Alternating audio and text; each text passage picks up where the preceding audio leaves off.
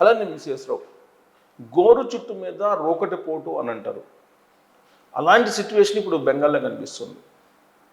అసలే బెంగాల్లో రాజకీయపరమైన టెన్షన్, అక్కడ ఉద్రిక్త పరిస్థితులు, ఎప్పుడు ఏ క్షణంలో ఎక్కడ ఏం జరుగుతుందో తెలియనటువంటి సిచ్యువేషన్. ఇలాంటి పరిస్థితుల నడుమ ఇప్పుడు సువేందు అధికారి బీజేపీ సీఎం అభ్యర్థిగా రేసులో ఉన్నటువంటి అతని పిఏని కొంతమంది చంపేశారు, మర్డర్ చేశారు. అది కూడా తుపాకీతోటి కాల్పులు జరిపారు. ఆయన వెళ్తున్నటువంటి కార్ని ఢీకొట్టి టూ వీలర్స్ మీద వచ్చినటువంటి కొంతమంది యువకులు ఆ కార్ డోర్ని తీసేసి పాయింట్ బ్లాంక్ రేంజ్లో కాల్ చేశారు. కాల్ చేస్తే స్పాట్లోనే చనిపోయాడు. ఇది ఆ రాష్ట్రంలో కలకలం రేపుతున్నటువంటి సంఘటన.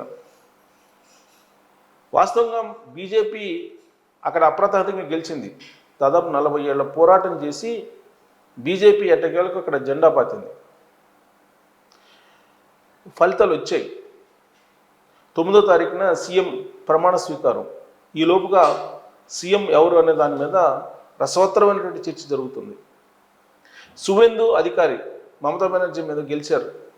ఈ సువేందు అధికారిని ముఖ్యమంత్రిని చెయ్యాలి, ముఖ్యమంత్రి అవుతారు అనేటువంటి చర్చ జరుగుతున్న రేసులో ముందున్నారు ఆయన.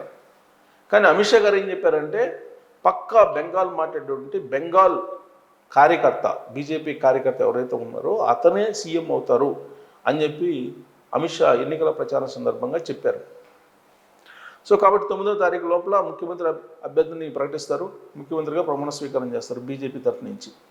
ఈ లోపుగా ఇలాంటి సంఘటనలు సువేందు అధికారి పిఏని మర్డర్ చేయడం ఇవన్నీ జరిగాయనంటే సువేందు అధికారి టార్గెట్లో ఉన్నారు టీఎంసీ వాళ్ళకి అనేటువంటి ఒక అభిప్రాయం వెళ్ళిపోయింది. సాధారణంగా ఎన్నికలు ఫలితాలు వచ్చిన తర్వాత ఏం జరుగుతుంది, ఓడిపోయినటువంటి వాళ్ళు సైలెంట్గా ఉంటారు. పైగా అప్పటి వరకు అగ్రెసివ్గా వ్యవహరించినటువంటి వాళ్ళు వీళ్ళంత వరకు దూరంగా వెళ్ళిపోతారు. ఎందుకంటే ఆల్రెడీ అధికారంలోకి వచ్చారు కాబట్టి ప్రత్యర్థులు టార్గెట్ చేస్తారనే ఉద్దేశంతో. కానీ పశ్చిమ బెంగాల్లో దానికి విరుద్ధంగా జరిగింది. బీజేపీ అప్రతిహతంగా గెలిచింది, ప్రభుత్వాన్ని ఏర్పాటు చేయబోతుంది. మరి టీఎంసీ వాళ్ళు భయపడిపోయి వెళ్ళిపోవాలి, లేదా వాళ్ళు తలదాచుకోవాలి ఎక్కడన్నా. దానికి భిన్నంగా సువేందు అధికారి అంటే సీఎం అభ్యర్థి రేసులో ఉన్నటువంటి అతని పిఏనే టార్గెట్ చేసి చంపేశారని అంటే అసలు దీని వెనుక హిడెన్ అజెండా ఏదన్నా ఉందా? హిడెన్ అజెండా ఉంటే ఎవరిది ఉంది? సువేందు అధికారిని పిఏని ఎందుకు టార్గెట్ చేశారు? ఆల్రెడీ 3 రోజుల నుంచి రెక్కీ నిర్వహించారు అనేది కూడా వినిపిస్తుంది. అలా ఆల్రెడీ ఇంతకుముందే రెక్కీ నిర్వహించారు.